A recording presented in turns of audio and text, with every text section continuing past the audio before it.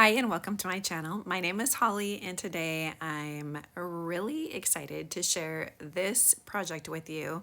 If you need a very last minute Christmas bag or something to give to grandkids' kids for the morning of Christmas, you can use this as like a Santa Claus, gift from Santa Claus, or I'm going to use it just for my kids to load up the presents that we're giving our grandkids so they can take them home so that we don't have that huge mess in the living room with paper and gifts all over the place. So what I've done is I've already created this. It took quite a while to create it, but I'm showing you where you can see in your Cricut design space if you want to see what images you used or which files you used to create a project. You can just pull down at the bottom of your project and it says images and fonts used for this project. So I'm going to show you how to recreate this, which is going to be very quick compared to what I originally did because I took hours trying to find the perfect combination of pictures to put together to create this bag. So I've already done it. Now I'm going to show you quickly which images I used. So this is what the final bag sublimation file looks like. So I did one for every one of the grandkids. We have 8. So I am printing 8 of these to put on 8 bags. So I'm just going to show one over here and I'm just going to I'm just going to recreate this image step by step so that you can see exactly how it's done. The first file I'm using is for the outline, so I typed in North Pole Special Delivery. So if you type that into your Cricut design space, it should pop up. And I'm only going to use the outline, the border. So I just what I did originally is I just loaded a bunch of files onto my Cricut design space grid. And then I spliced and deleted the ones that I didn't want to use and then pieced together everything else. So I'm starting with this and I'm just going to line it up to kind of match the dimensions of the one I've already created. Now, in order for me to get rid of the words in the middle, I need to come over here at the bottom of my Cricut design space, click on Combine, and then Weld, which is going to make all of that pull together and lock, and it's going to change the color. That's okay, because you can change the color again later. But you have to have one piece before you attempt to slice. Unless you want to slice piece by piece, you can click on those words and then you can ungroup and then slice piece by piece, but it's easier for me to do it this way because I just want the outline.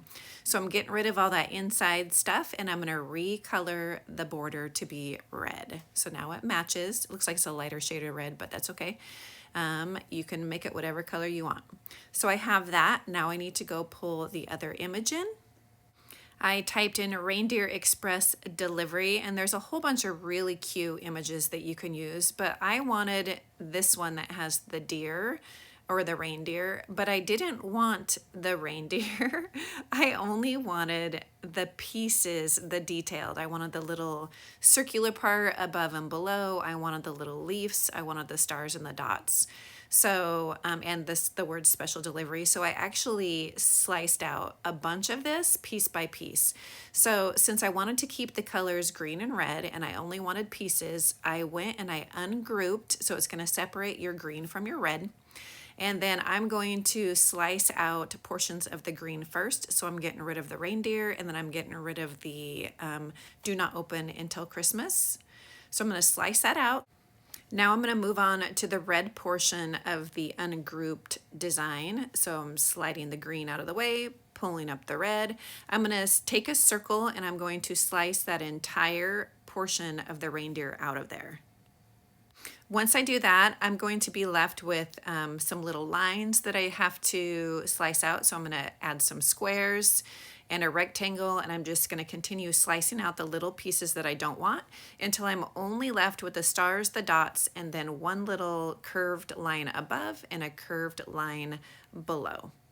Once I have that round and green section the way I like it, I'm going to place it together and I'm going to group those so I can move them as one piece. Okay, so now I'm taking that grouped piece, I'm going to move it there to the top portion of the inside of that rectangle, and I'm just going to leave it for now. I can resize later or change anything that I want, and I'm going to continue finding the other pieces. The next image I'm looking for is Claus Express mailing postage, and it's going to be the Santa on the sleigh in the middle of a circle, and I'm going to leave everything exactly how it is. It's going to remain black, and I don't have to slice anything away. So I'm just going to place that right in the center and move on. Okay, now I'm looking for that fancy Christmas writing. I'm only using the word Christmas, so I typed in Christmas delivery for this design. I'm only using the word Christmas and then just the 2 lines directly above it. That's it. Everything else I'm getting rid of. So I'm going to combine and weld to make it all the same color. And then I'm going to just piece out that word with the 2 lines above it with a rectangle. Super easy to do. After I use the rectangle, which I didn't show because I've showed you that with the other ones, after I use the rectangle to chunk out the bottom of that image or most of that image, I used a triangle just to get rid of that center leaf. Otherwise, I wouldn't be able to use a rectangle to to easily make a clean dissection of those leaves and the 2 lines. So I'm going to take that and slide it into place to the bottom right. And now I'm going to be looking for the bow. The bow and, you know what? I didn't get the stars. That's okay. So I'm going to look for the bow and then I'm going to do the words. For the bow, I'm typing in special delivery from Santa, and it's gonna pop up this really cute special delivery message with a red bow that I'm going to only splice out the bow. I'm changing the whole thing to, I'm going to weld it, so it's all gonna turn black. I'm gonna use a square to slice out the bow, and then that's the only thing I'm using for this image right here. I'm going to recolor that bow to red and slide it into place. Okay, so my last image that I'm going to be searching for is going to be North Pole Express. And I'm really only using Don't Open Before. You could easily type this yourself, but like I said, I did spend hours just kind of playing with designs. And so I wanted to make sure that you saw exactly where I pulled all the images and texts from. So I'm recreating it to look exactly like the one that I made, in case you don't want to type in your own Don't Open Before. I don't know. Anyway, so this is where I got that. You could easily just use a block font. It would be super easy to do that. So I'm pulling out the Don't Open Before, sliding it into place, resizing how I want it, and then the last step is to find yourself a font for the name. Before I type the text, I'm going to group all of those images together in case I mess up and accidentally slide something around, because I like the position that those are in. So I wanted to combine those, not combine, I wanted to group those so if I move them around, they will stay together. So I'm typing in my letters, so I'm typing Lydia, and I'm going to find the font that says BFC Sunshine Marker. BFC Sunshine Marker. Slide that into place and flatten. But I forgot the stars when I recreated this image. So make sure if you want your stars, you can just go to shapes, grab a star, slide those stars in where you want them, recolor them black, and then make sure that you attach everything and then flatten. You want to make sure you flatten just like as if you're making a sticker to sublimate. You're going to send this to the printer and you're going to reverse your image. So before I send it to the printer, I need to take a screenshot because I'm actually going to use Canva to upload my images. So I made sure the grid was off, take a screenshot, upload it to Canva, and then I will continue and show you what that looks like. Before we go to Canvas, since I already had my grid off, I want to show you how I turned my grid off. So I went to the settings in general, I click on Canvas, and right now I have the full grid. You want to click No Grid.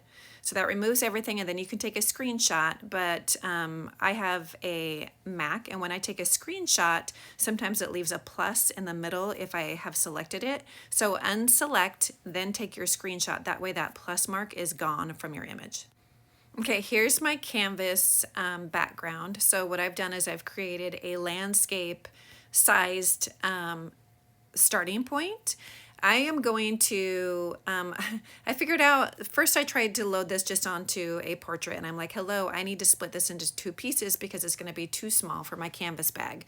So instead I rotated my portrait pieces of paper, or my portrait backgrounds, and I made 2 of them. So I duplicated the page, and what I did is I just uploaded each grandchild's screenshot from Cricut Design Space, and I'm duplicating it, and I am using it twice. So for the top page, I'm sliding the image down so I can see most of the top.